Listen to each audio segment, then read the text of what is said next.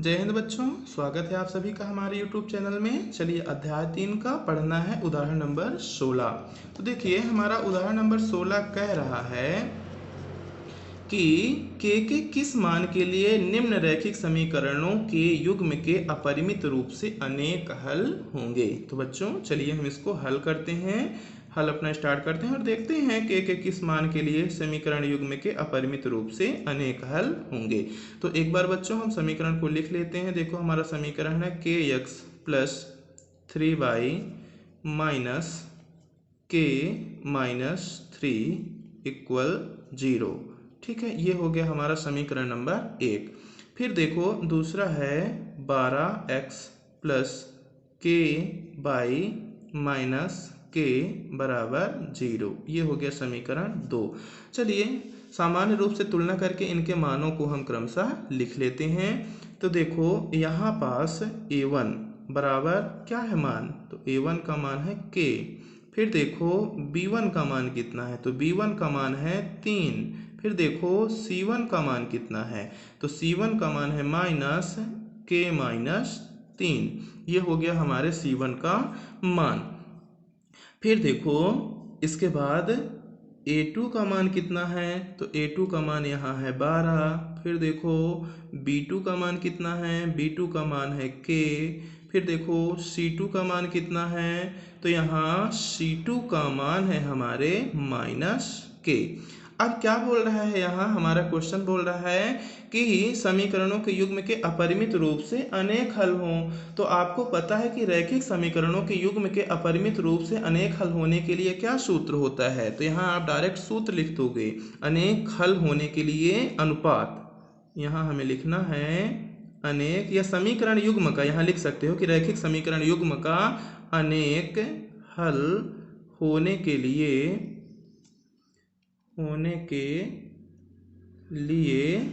अनुपात।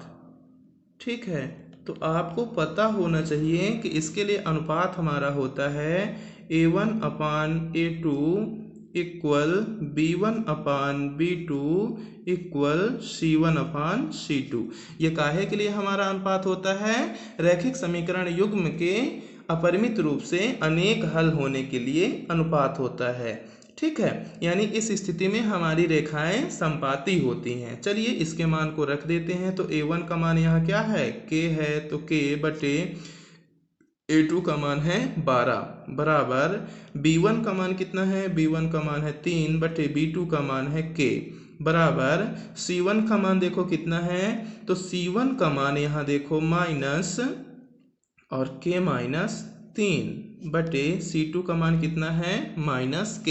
बच्चों यहाँ ये माइनस से माइनस हो जाएगा कैंसिल।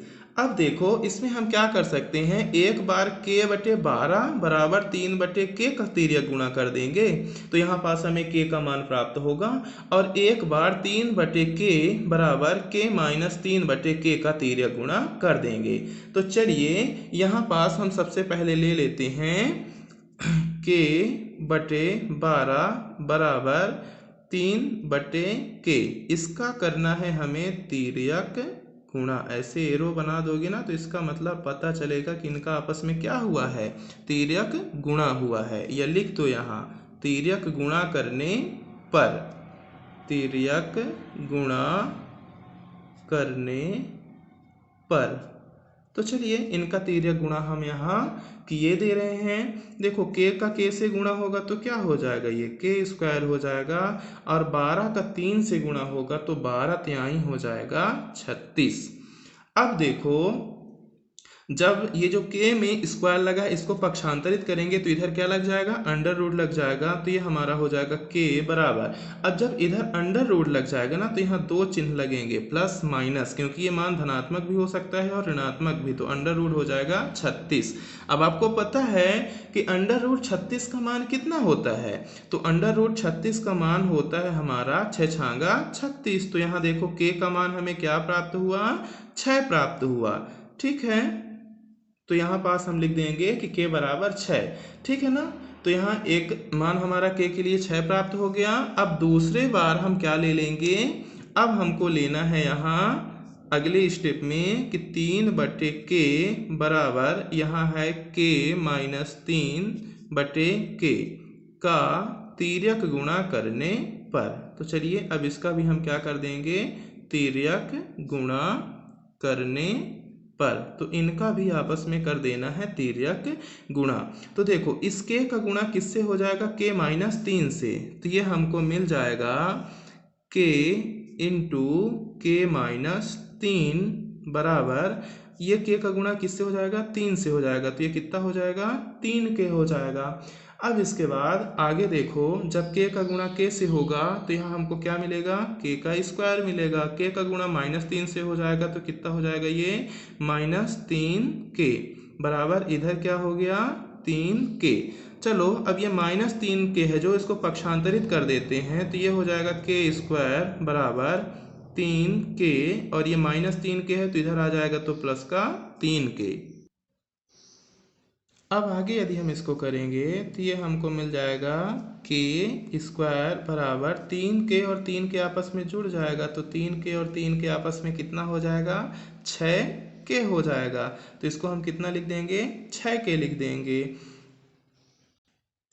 अब आगे ये हमारा हो जाएगा तो इसको हम लिख सकते हैं k बराबर इधर ये हो जाएगा plus minus under root 6k। ठीक है, तो देखो यहाँ पास ये वास्तविक संख्या के रूप में नहीं है क्योंकि k जो है हमारा क्या है, एक चर पद है। ठीक है, तो यहाँ हमारा जो k की वैल्यू हो जाएगी तो यहाँ हो सकता है इसका एक मीन्स निकलता है कि या तो यहाँ k बराबर 0 हो सकता है या k बराबर 6 हो सकता है। ठीक है, यहाँ k के कितने मान हो सकते हैं, 2 ठो मान हो सकते हैं। कौन कौन से, या तो k बराबर 0 हो सकता है या k बराबर 6 हो सकता है। इसलिए हम यहाँ कह सकते हैं कि इसलिए k का मान जो दोनों प्रतिबंधों को संतुष्ट करता है वो है k बराबर 6। तो k बराबर 6 के लिए समीकरण युग्म का अपरिमित रूप से अनेक हल है। तो यहाँ निष्कर्ष में हम लिखेंगे अतः k बराबर 6 के लिए इस समीकरण निकाय का अपरिमित रूप से अनेक हल है। तो यहाँ पास हमने लिखा कि अतः k बराबर 6 के लिए समीकरण निकाय का अपरिमित रूप से अनेक हल हैं। यही हमारा होगा इसका आंसर। यानी यहाँ k बराबर यदि हमें 6 मिल जाता है तो ये दोनों हमें या दोनों कंडीशनों को ये संतुष्ट करता है।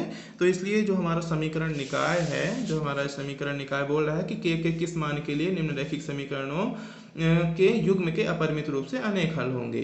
तो यहाँ पास k बराबर क्या वैल्यू आ रही है, 6 वैल्यू आ रही है। तो k बराबर 6 के लिए समीकरण निकाय का अपरिमित रूप से अनेक हल होगा। ठीक है बच्चों, इस प्रकार से हमारा उदाहरण नंबर 16 भी क्लियर हो जाता है।